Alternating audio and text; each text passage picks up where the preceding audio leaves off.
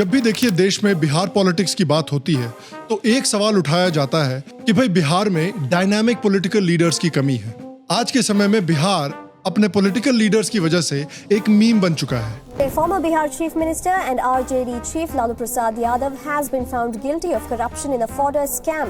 बिहार के पूर्व मुख्यमंत्री लालू यादव को चारा घोटाले से जुड़े एक और मामले में 5 साल की सजा सुनाई गई है। नमस्कार, मैं हूं आपके साथ पंकज भार्गव और इस वक्त की बड़ी खबर आपको बता दें, ईडी आज लालू प्रसाद यादव से नौकरी के बदले जमीन मामले में पूछताछ कर सकती है। लालू प्रसाद यादव को ईडी ने आज पटना में अपने दफ्तर में पूछताछ के लिए बुलाया है। तो लालू के ऊपर अब एक तरह से संकट मंडराता नजर आ रहा है। नौकरी के बदले जमीन वाला मामला है। पटना में आज एनफोर्समेंट डायरेक्टरेट ने पूछताछ के बुलाया है। अगर ये तुझे प्यार करती है तो ये पलट के देखेगी। पलट। एक पॉलिटिकल ब्लैक होल। लेकिन 2024 में बिहार से एक नया लीडर देश के सामने आया है। चिराग पासवान को भी बाकी डायनास्टी पॉलिटिक्स की तरह एक सिल्वर स्पून या एक नेपो किड की तरह देखा जा सकता है, लेकिन उनकी पॉलिटिकल जर्नी आसान नहीं रही है। तो आज हम बात करते हैं चिराग पासवान के इमर्जेंस की, उनकी जर्नी की। क्या ये लीडर बिहार पॉलिटिक्स में एक बड़ा प्लेयर बन पाएगा और बिहार की पॉलिटिक्स को क्या एक नए होपफुल चैप्टर में ले जा पाएगा? पटना में आज रामविलास पासवान का अंतिम संस्कार हो रहा था। उनके बेटे चिराग दौरान वो भावुक होकर गिर गए।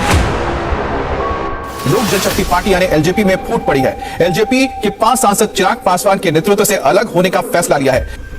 जमुई जनसभा में चिराग पासवान की मां को अपशब्द कहे गए मंच से। चिराग पासवान के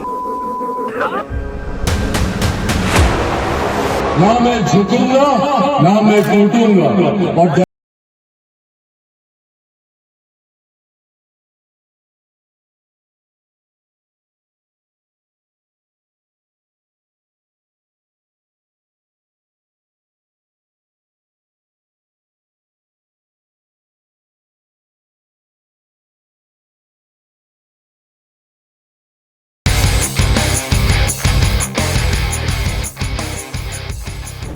हेलो, श्याम शर्मा शो के इस एपिसोड में आपका बहुत बहुत स्वागत है। मैं हूं सेकुलरिज्म का सीईओ श्याम शर्मा और आप सबको एक सेक्युलर प्रणाम।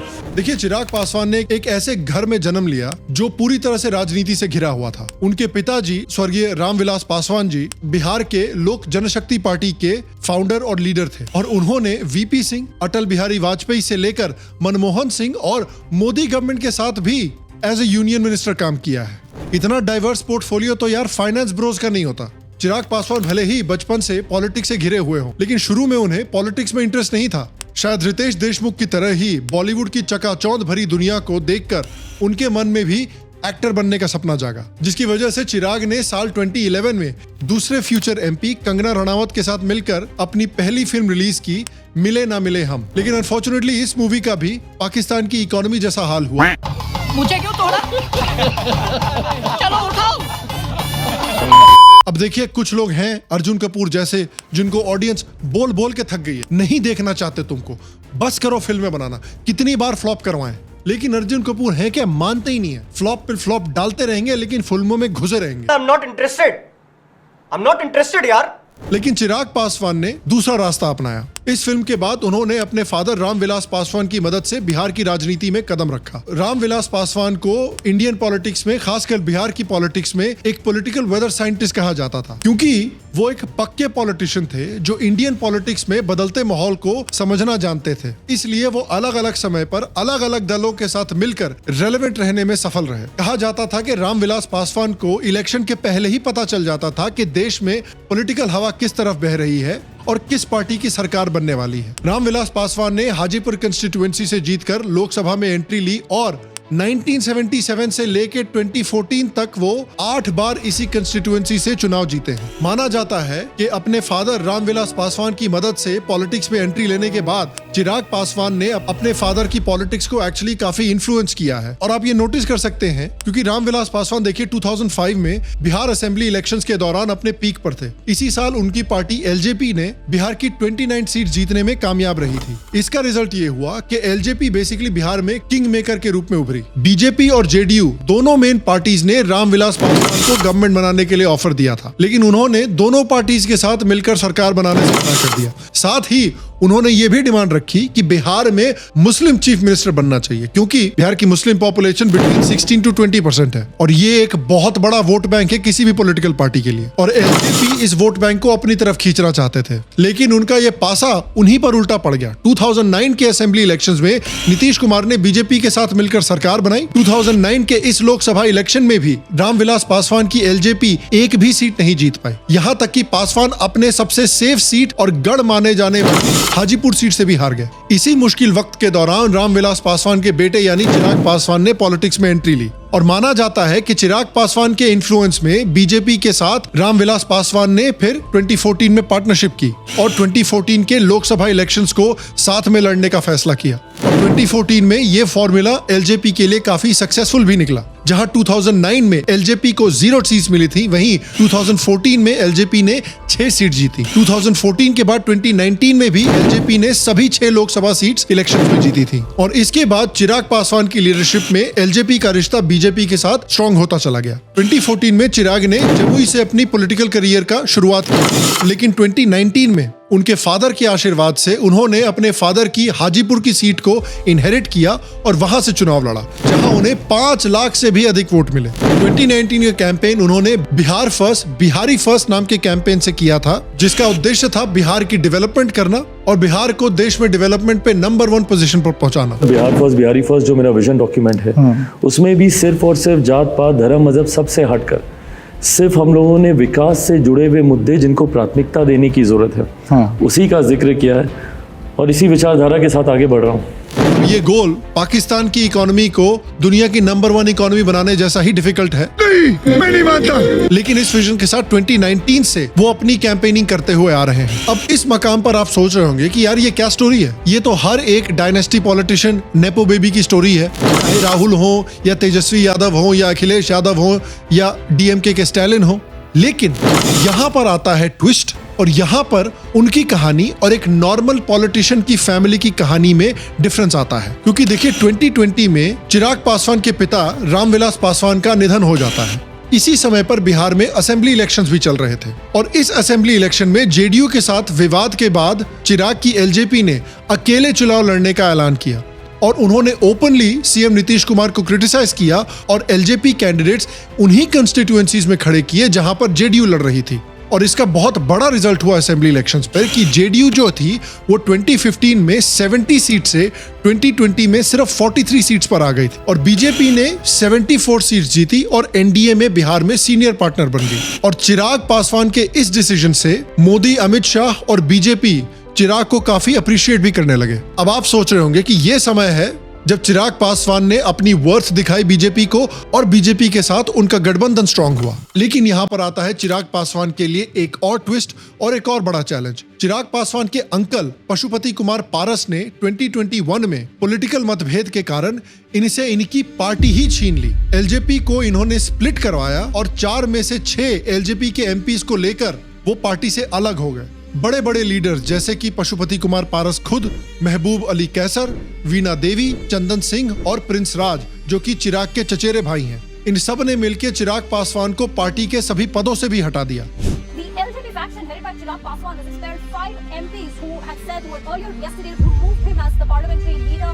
अब देखिए, हालांकि पशुपति पारस का बीजेपी के साथ कोई खास रिश्ता था नहीं, लेकिन तब भी बीजेपी ने देखा कि भैया देखिए एलजेपी में जो पावर है वो पशुपति पारस के पास है, तो उन्होंने पशुपति पारस के एलजेपी वाले फैक्शन को सपोर्ट दिया। और आप यहाँ पर सिचुएशन देखिए कि नेपो किड होने के बावजूद ये चिराग पासवान के छोटे से पॉलिटिकल करियर का सबसे लो पॉइंट था। चिराग न सिर्फ अपना पावर बल्कि अपनी पार्टी भी ऑलमोस्ट खो चुके थे और लग रहा था कि उनका पॉलिटिकल करियर का हाल उनके मूवी करियर की तरह ही होने वाला है। लेकिन यहाँ आता है एक और ट्विस्ट। उन्होंने पाकिस्तानी आर्मी और पाकिस्तानी क्रिकेट टीम की तरह सरेंडर नहीं किया। रिस्पांस में चिराग पासवान ने दोबारा ग्राउंड जीरो से अपनी नई पार्टी यानी लोक जनशक्ति पार्टी रामविलास की शुरुआत की और वो पूरी मेहनत से कैंपेन करने में लग गए बिहार की पब्लिक को ये दिखाने के लिए कि रामविलास पासवान की विरासत वो है, पशुपति पारस वाली पार्टी नहीं। उन्होंने बिहार में आशीर्वाद यात्रा लॉन्च की। बिहार के कोने कोने में उन्होंने बड़ी बड़ी रैलियां की और उनके रैलियों में बहुत बड़ी बड़ी भीड़ इकट्ठा होने लग गई। तक पीछे है और चिराग पासवान निकल रहे हैं आशीर्वाद यात्रा के लिए। रास्ते थे, मैं चैन बच्चों के आने वाले 5 साल का भविष्य नहीं बढ़ पाए। आज जब ये लोकसभा का चुनाव है और काफी कम समय में चिराग पासवान ने दोबारा अपनी पार्टी का एक संगठन खड़ा किया और फिर से बिहार पॉलिटिक्स की हवा थोड़ी बदलने लगी। चिराग पासवान की सभाओं में भीड़ को देखकर आरजेडी और कांग्रेस ने उन्हें कई ऑफर्स दिए। लालू यादव चाहते थे कि चिराग उनकी पार्टी का सपोर्ट करें। क्या आप चाहेंगे कि तेजस्वी और चिराग एक साथ? हाँ, हम चाहते हैं।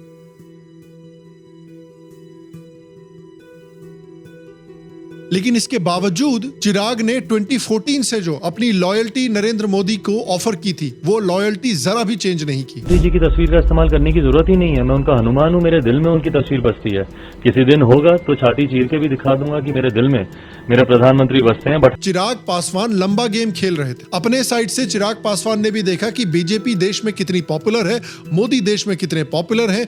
भले ही आज बीजेपी ने उनको सपोर्ट नहीं दिया हो, लेकिन इस पार्टी से रिलेशनशिप बनाकर रखनी चाहिए लॉन्ग टर्म के लिए। और पॉलिटिकल विंड्स को पढ़ने का जो टैलेंट रामविलास पासवान के साथ था, चिराग पासवान ने भी दिखाया कि वो टैलेंट थोड़ा सा उनके पास भी है। और चिराग पासवान अपनी पर्सनल कैपेसिटी में भी हमेशा बीजेपी की आइडियोलॉजी से सहमत रहे हैं। देखिए, मैं भारतीय जनता पार्टी और खास तौर पर हमारे प्रधानमंत्री आदरणीय नरेंद्र मोदी जी के साथ था, हूं और रहूंगा। और पिछले वर्षों में जितने भी आप मोदी जी के बयान देखेंगे, मोदी जी के भाषण सुनेंगे, कहीं पे कोई कम्युनलिज्म की उसमें झलक नहीं दिखती है। आज की तारीख में सिर्फ और सिर्फ विकास की बात करते हैं। केंद्र सरकार की योजना उज्ज्वला हो, सौभाग्य हो, जिससे घर घर बिजली पहुंची, आयुष्मान योजना हो जो कि स्वास्थ्य से जुड़ी बहुत महत्वपूर्ण योजना, तो इसके लाभार्थी बहुत है। मेरे प्रधानमंत्री जी से, मेरे प्रधानमंत्री, मेरे प्रधानमंत्री जी, मेरे प्रधानमंत्री, मेरे प्रधानमंत्री जी, मेरे प्रधानमंत्री, मेरे प्रधानमंत्री जी, मेरे प्रधानमंत्री, मेरे प्रधानमंत्री। और ये बात बीजेपी ने भी नोटिस की कि इस आदमी ने प्रूव किया है कि रामविलास पासवान का वोटर बेस और रामविलास पासवान की विरासत इसके पास है। और इस आदमी का बिहार के लोगों से कनेक्शन भी अच्छा बैठ रहा है। और शायद बीजेपी ने भी सोचा कि चिराग पासवान को इग्नोर या साइडलाइन करना शायद अच्छा आइडिया नहीं है। और इन सारे रीजंस के कारण बीजेपी ने इस लोकसभा इलेक्शन में पशुपति पारत के एलजेपी को साइडलाइन करके चिराग पासवान की एलजेपी के साथ 5 सीट पर सीट शेयरिंग कर ली। चिराग की मेहनत और सही कैंडिडेट सिलेक्शन से एलजेपी का 100% स्ट्राइक रेट रहा है इस लोकसभा इलेक्शन में, यानी 5 में से 5 सीट चिराग पासवान ने जीती हैं। चिराग पासवान ने इस इलेक्शन में यह दिखाया है कि 5% जो वोट है पासवान कम्युनिटी का बिहार में, वो पूरा का पूरा चिराग पासवान के पास है। जो शेड्यूल कास्ट वोट है बिहार का, वो चिराग पासवान को छोड़कर दूसरे अलायंसेस में नहीं गया, ऑपोजिशन अलायंस के पास नहीं गया। इस साल हाजीपुर की सीट भी चिराग पासवान ने एक बड़े मार्जिन से जीती है। और उसका रिजल्ट ये हुआ है कि 2021 में जब उनकी पार्टी ऑलमोस्ट उनसे छीन ली गई थी, वो बिल्कुल ग्राउंड जीरो पर थे। 3 साल के अंदर अंदर 2024 में वो प्राइम मिनिस्टर मोदी के कैबिनेट के मेंबर हैं और उनको फूड प्रोसेसिंग इंडस्ट्रीज की रिस्पॉन्सिबिलिटी दी गई है, जो एक समय पर उनके पिताजी रामविलास पासवान को भी दी गई थी। और जब एनडीए की मीटिंग हुई थी पार्लियामेंट में, तब नरेंद्र मोदी ने सेपरेटली कैमरास के सामने चिराग पासवान को निकालकर एक झप्पी भी दी थी, जिससे शायद वो मीडिया को, देश को दिखाने की कोशिश कर रहे थे कि बीजेपी काफी स्टॉक इन्वेस्ट करने वाली है चिराग पासवान में और बिहार में उनको एक राइजिंग स्टार की तरह देखती है।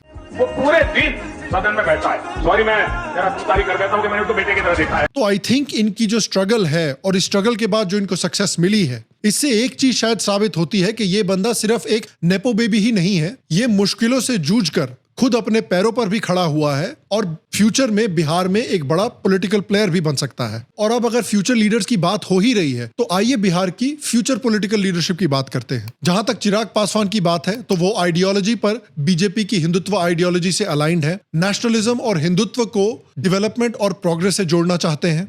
मोदी और इनके बीच में रिलेशनशिप भी स्ट्रांग हो रही है और क्लियरली वो बिहार की कास्ट मैट्रिक्स को भी सही तरह से समझते हैं। वो अपने कल्चर में ओपनली प्राइड एक्सप्रेस करते हैं। जब 2019 में एनआरसी और सीएए के खिलाफ प्रोटेस्ट हो रहे थे, उस समय चिराग पासवान ने भी ओपनली सीएए और एनआरसी पर ऑपोजिशन को एक्सपोज किया था। यहाँ पर बैठा हर एक जानकार शख्स इस बात को अच्छी तरीके से जानता है कि सीएए का भारत में रहने वाले नागरिकों से कुछ लेना देना नहीं है, उसके बावजूद भी इस पर भ्रम फैलाया जाता है। ये 3 ऐसे देशों के माइनॉरिटीज को नागरिकता देने का ये कानून है, वहां के अल्पसंख्यक समुदाय के लोगों को नागरिकता देने का कानून है, पर उसके बावजूद भारत में रहने वाले अल्पसंख्यक समाज के लोगों को जिस तरीके से इसमें भ्रमित किया जा रहा है, उनको भड़काया जा रहा है। और मासूम है वो, हकीकत है सर, मासूम है वो। उनको अब जो बात जैसे जाके जो बोल रहे हैं वो उस बहकावे में आ रहे हैं। निरंतर हम लोग हर मंच पर कहीं ना कहीं विपक्ष की जिम्मेदारी बनती है। उनका बिहार के लिए विजन भी क्लियर है। वो बिहार को कास्ट पॉलिटिक्स से ऊपर उठाकर डेवलपमेंट के रास्ते पर आगे बढ़ाना चाहते हैं। इसके कॉन्ट्रास्ट में एक ऐसे लीडर को देखते हैं जिसे पूरी लेफ्ट विंग मीडिया एस्टैब्लिशमेंट और ऑपोजिशन पार्टीज बिहार के फ्यूचर लीडर और सीएम की तरफ प्रोजेक्ट करना शुरू कर दिया है। इनका नाम है तेजस्वी यादव। तेजस्वी यादव एक ऐसी पार्टी से आते हैं जिसने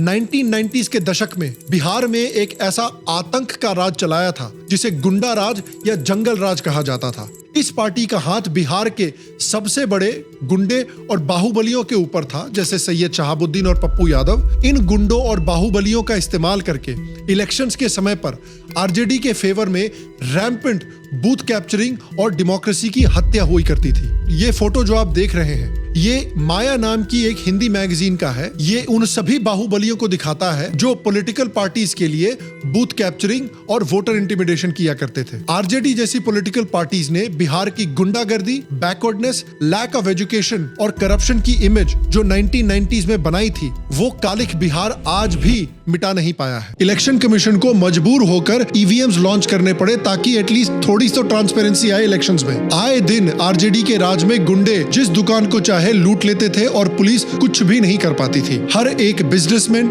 डॉक्टर या प्रोफेशनल को पॉलिटिकल पार्टीज के बाहुबलियों को रंगदारी टैक्स देना पड़ता था, वरना उन्हें किडनैप कर लिया जाता था। 1990s में आरजेडी का राज इतना खराब था कि न्यूज लॉन्ड्री जैसे एक्सट्रीम लेफ्ट विंग पब्लिकेशंस ने भी इसे एनार्की और लॉस्ट डेकेड बताया है। और करप्शन का क्या ही बोले यार। चारा घोटाला याद कीजिए जो 2023 की वैल्यूएशन के मुताबिक 48 बिलियन रुपीस चोरी किए गए थे। हाल में ही फ्रॉडुलेंट प्रॉपर्टी एक्विजिशन स्कैम में भी आरजेडी के तेजस्वी यादव और लालू यादव के ऊपर आरोप लगा है कि उन्होंने 950 करोड़ रुपए का घोटाला किया है। और आप देखिए कि तेजस्वी यादव की पार्टी ने क्या हाल किया है बिहार का। 1992 में सोशल साइंटिस्ट और जर्नलिस्ट अरविंद दास ने रिपब्लिक ऑफ भारत नाम की एक किताब पब्लिश की थी, जिसमें उन्होंने स्टैटिस्टिक्स पब्लिश किए थे जो दिखाते थे कि डेवलपमेंट मैट्रिक्स में बिहार एवरेज से कुछ खास नीचे नहीं है। और 10 साल के अंदर अंदर इन सारे मैट्रिक्स में बिहार लास्ट पोजीशन पर आ गया था। 2001 और 2005 के बीच में बिहार की जीडीपी ग्रोथ रेट 3% से भी नीचे आ गई थी। और डेवलपमेंट की तरफ आरजेडी का आप रुख देख लीजिए। जब लालू यादव से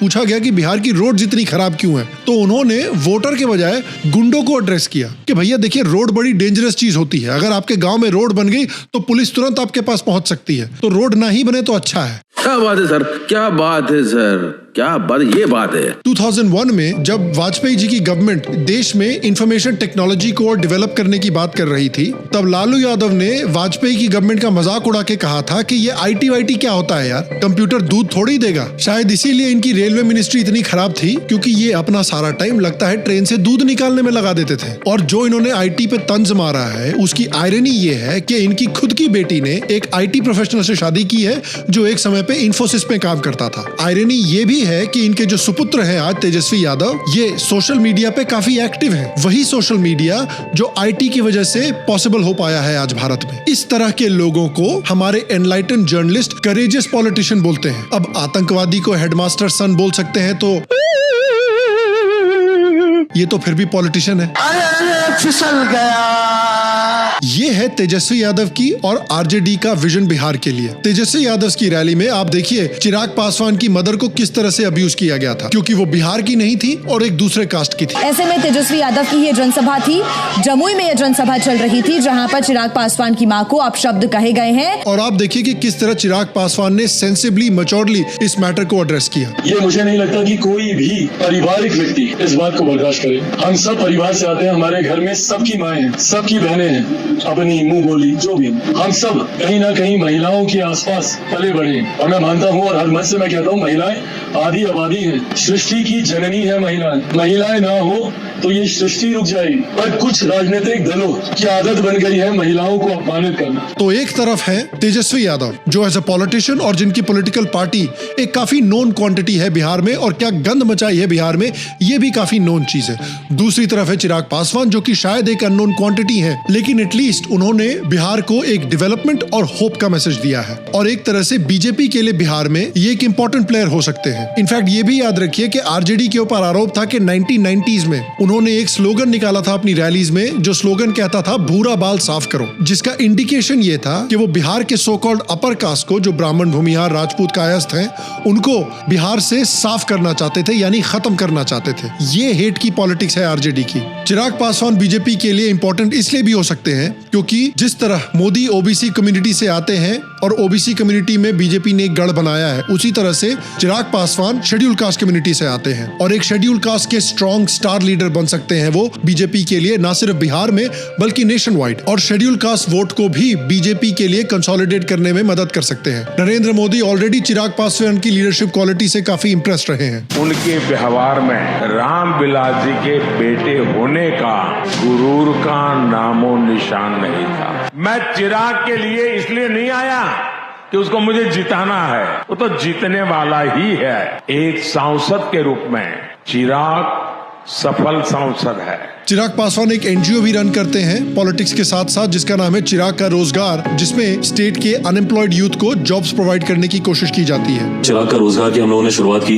ये एक ऑनलाइन पोर्टल है जहां पर हमारे युवा साथी जा सकते हैं, अपने आप को इस पे रजिस्टर कर सकते हैं और विभिन्न कंपनियों के साथ चिराग का रोजगार का टाइप है। हम लोग का टाइप विजन इंडिया के साथ है। इनफैक्ट कांग्रेस के लीडर्स जो चिराग पासवान के ऑपोजिशन में है वो भी मानते हैं कि बिहार की डेवलपमेंट के लिए चिराग पासवान जैसा नेता जरूरी है। लेकिन उसकी कोशिश है ये कि युवा बिहार के साथ साथ एक नया बिहार, एक प्रगतिशील बिहार, जैसे हम लोग चाहते हैं कि बिहार में प्रोग्रेस हो, प्रॉस्पेरिटी हो, पीस हो, प्राइड हो, ग्लोरी हो, उसी पेज पे वो भी दिख रहा हो। जनता भी चिराग से एज ए यूथ लीडर काफी कनेक्ट कर रही है। सोशल मीडिया पे इनकी काफी चर्चा हो रही है। उन्होंने भी बिहार में मोदी की पॉलिसीज जैसे स्वच्छ भारत, डिजिटल इंडिया और मेक इन इंडिया को इम्प्लीमेंट करने की बात की है। उनका कहना है कि मोदी का जो विजन है इंडिया को डेवलप करने का, वो उसमें मदद करना चाहते हैं। बेटी बचाओ बेटी पढ़ाओ और उज्ज्वला योजना को भी उन्होंने काफी सपोर्ट और इम्प्लीमेंट करने का प्रॉमिस किया है। और देखिए, हाँ, ये एक अननोन क्वांटिटी है, इनका एक बहुत लंबा पॉलिटिकल करियर अभी नहीं रहा है, लेकिन मेरा मानना है कि एक स्ट्रॉन्ग और एक डेवलप्ड इंडिया के लिए बिहार और यूपी जैसे स्टेट्स का डेवलप होना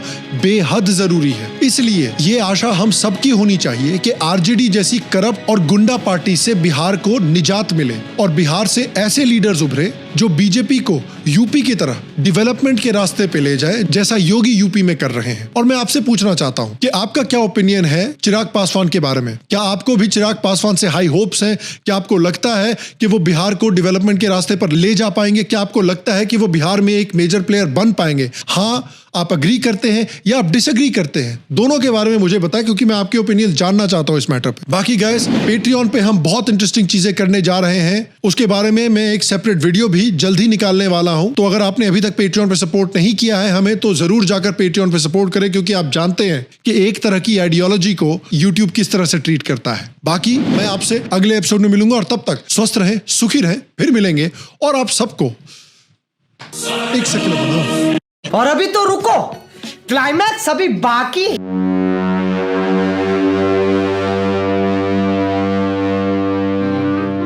लेकिन अर्जुन कपूर है कि अर्जुन कपूर है क्या? मानते ही नहीं है। फ्लॉप पे फ्लॉप डालते रहेंगे लेकिन फिल्मों में घुसे रहेंगे।